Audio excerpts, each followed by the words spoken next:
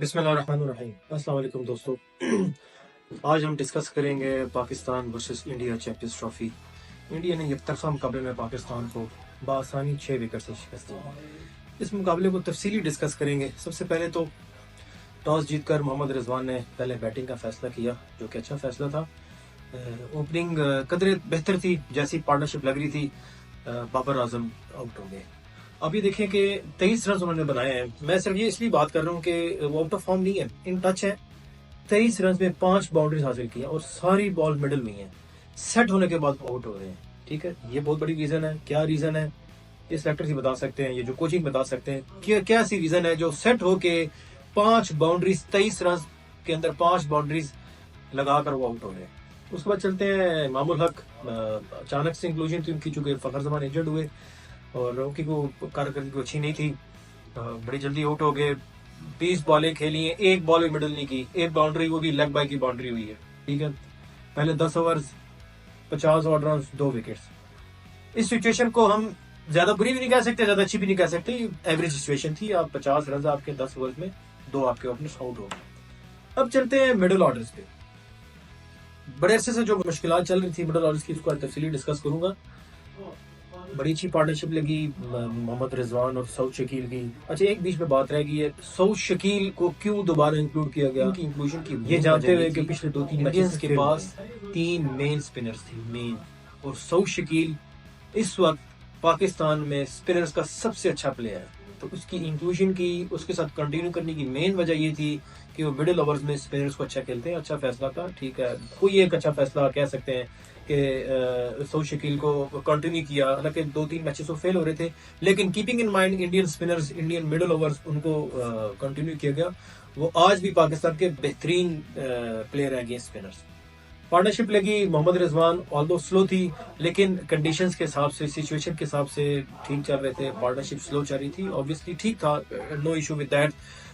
जब आप wickets in hands होती हैं तो आप एंड के ओवर्स में आप एक्सेलरेट करते हैं। अब आ जाते हैं इश्यूज कहाँ पेश आया। पाकिस्तान जो कि रन रेट भी ठीक जा रहा था, बेहतर जा रहे थे, अचानक से ऐसा क्या हुआ कि 270 280 का टोटल जा रहा था, एकदम से कोलैप्स कर गए। मेन इशू उधर ही आ रहा है।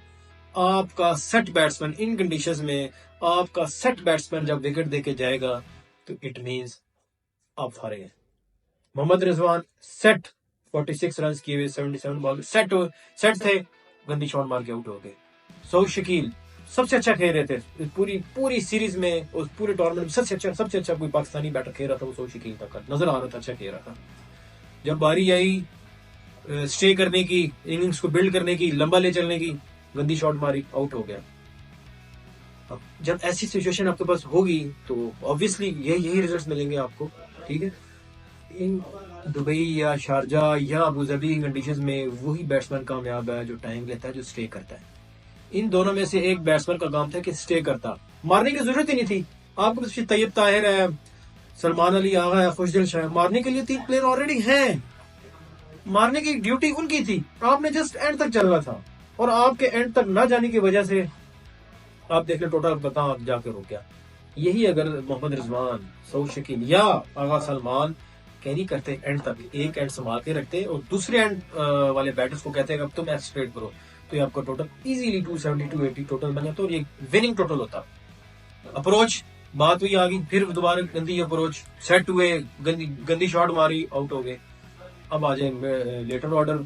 सलमान अली आगा अच्छी इनिंग्स खेल रहे थे, जब एक्सेलरेट करने की बारी आई गंदी शॉट मार के आउट हो गई। यार इंडियन से देख लो कैसे खेल रहे थे, उससे पहले ऑस्ट्रेलियंस की इनिंग्स देख लो कैसे खेल रहे थे। सेट हुए, टाइम लिया, लूज बॉल का वेट कर रहे थे, किसी एक बॉलर को टारगेट करते हैं। कोई एक लूज बॉलर लाजमी हर टीम में होता है। ठीक है, इंडिया में भी मोहम्मद शामी था, कल उसकी लाइनअप अच्छी नहीं थी, अब उसको टारगेट कर लेते। ठीक है, हार्दिक पांड्या डेथ ओवर अच्छे नहीं करता, अब उसको टारगेट कर लेते। टारगेट करना होता है, एनालाइज करना होता है कि यार कौन सा बॉलर अच्छा चल रहा है, हम किसको टारगेट कर सकते हैं। ये गेम प्लान होता है जो कल मिसिंग था। अब चलते हैं फिनिशिंग बिल्कुल ठीक नहीं है। खुशदिल शाह ने भरपूर कोशिश की, लेकिन उनके साथ दूसरे एंड पे कोई नहीं था फिनिश करने वाला। यही अगर खुशदिल शाह के साथ सलमान अली आहा, सऊद शकील, रिजवान, ये कोई एक खड़ा होता, आराम से easily 270 280 total on the board होता, और ये विनिंग टोटल कंसिडर होता है यूएई कंडीशन। चलें, पहली इनिंग्स की बात होगी, 242 रन का टारगेट, ठीक है, अब आ जाए बॉलिंग पे।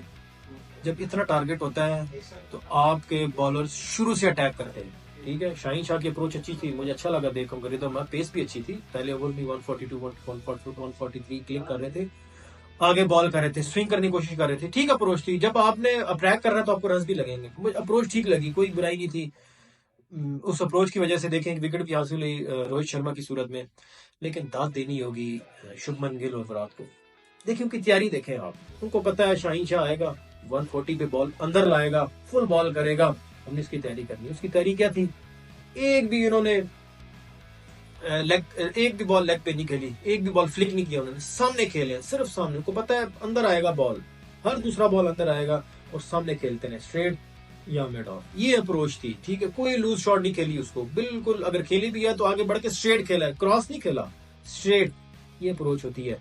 जहां अच्छी बॉल कर रहे थे उसको रिस्पेक्ट दे रहे थे। 240 का टारगेट है, आपने वेट करना है, अपना टाइम लेना है। 5 की रन रेट है, इजीली चेसेबल है। ठीक है, अप्रोच अच्छी थी। नसीम शाह की भी ठीक थी अप्रोच, आगे से बॉल स्विंग कर रहे थे। इशू कहाँ आया? इशू वहां आया आपके मिडिल ओवर्स। आपने 10 ओवर कर लिए, एक विकेट भी हासिल कर ली, 2 भी हो सकते थे अगर कैच ना ड्रॉप होता। खुशदिल शाह ने जो कैच ड्रॉप कर दिया, 2 भी हो सकते थे। लेकिन चले लेट्स से चलते हैं जी आगे मिडिल ओवर्स। मिडिल ओवर्स में अब इब्रार अहमद ने दबा के रखा, फंसा के रखा उनको। फंसे कहाँ ये लोग? साथ पे दूसरे एंड पे बॉलर ही कोई नहीं था। इब्रार अहमद प्रेशर डालता था, दूसरे एंड से खुशदिल शाह या हारिस रऊफ आगे रन नहीं कर देते थे। ये क्या अप्रोच है? इसलिए मैं शुरू से बात कर रहा हूँ कि आपके पास दूसरा जेन्युइन स्पिनर कोई नहीं है टीम में, जिन्होंने आके मिडिल ओवर्स में कंट्रोल करना था। इब्रार अहमद क्या करता बेचारा? अकेला तो रन कंट्रोल कर रहा था, लेकिन उसके साथ दूसरा पार्टनर मिसिंग था। दूसरा पार्टनर था ही कोई नहीं। ये यहाँ से रन रोकता था, दूसरे एंड से रन लीक हो जाते थे, तो क्या फायदा? उस बेचारी की अपनी मेहनत भी सारी खराब हो रही थी। शुरू से ये डिस्कस करी थी, स्क्वाड ही गलत अनाउंस हुआ, स्क्वाड ही गलत बना है। आपके पास दूसरा जेन्युइन स्पिनर होना चाहिए था। 2 स्पिनर आपके पास होते, आप 250 भी फंसा सकते थे इंडिया को, बल्कि न्यूजीलैंड भी आप फंसा सकते थे। आपके पास मिडिल ओवर्स में बॉलर ही कोई नहीं है। इन कंडीशन में स्पिनर्स चाहिए होते हैं 6, जो फंसाते हैं, मिडिल ओवर्स को कंट्रोल करते।